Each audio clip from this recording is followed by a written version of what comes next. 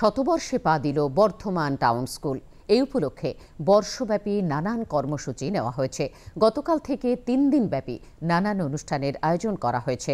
আজ স্কুলের প্রাক্তন ছাত্র এবং শিক্ষকদের উপস্থিতিতে এক অনুষ্ঠানের আয়োজন করা হয়। অনুষ্ঠানের সূচনা করেন বর্ধমান বাজি প্রতাপপুর রামকৃষ্ণ মিশন আশ্রমের সম্পাদক স্বামী অজ্ঞেয়ানন্দজি মহারাজ। শতবর্ষ পদার্পণে স্কুলের পতাকা উত্তোলন করেন স্কুলের প্রাক্তনী তথা বর্তমান মেডিকেল কলেজের অধ্যক্ষ ডাক্তার কৌস্তব নায়েক। প্রাক্তনীদের হাতে গাছের চারা তুলে দেওয়া হয়। উপস্থিত ছিলেন স্কুলের প্রাক্তন প্রধান শিক্ষক, জাতীয় পুরস্কারে সম্মানিত দুর্গা প্রসাদ চট্টোপাধ্যায়, বহু কৃতি প্রাক্তনী ও বিশিষ্টজনেরা। জাতীয় পুরস্কার প্রাপ্ত স্কুলের প্রাক্তন প্রধান শিক্ষক দুর্গা প্রসাদ চট্টোপাধ্যায় জানিয়েছেন, আগামী প্রজন্মের ভবিষ্যৎ ঠিক করতে শিক্ষা প্রতিষ্ঠানগুলিকে আরও ইতিবাচক ভূমিকা নিতে হবে। স্কুলের শতবর্ষ পদার্পণ অনুষ্ঠানে যোগ দিয়ে নানান স্মৃতিচারণ করলেন প্রাক্তনীরা। পাশাপাশি আনন্দিত স্কুলের বর্তমান পড়ুয়ারাও। এছাড়াও উপস্থিত আছে আজকের দিনটাতে এই টাউন স্কুল 100তম বর্ষে পদার্পণ করলো।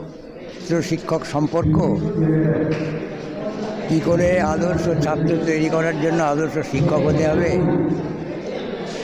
আর আদর্শ শিক্ষকের যেটা সবচেয়ে বড় কথা সেটা হচ্ছে যে বিদ্যালয়কে কিভাবে আরো অনেক উন্নত করা যায়। স্কুল বরাবরই ভালো।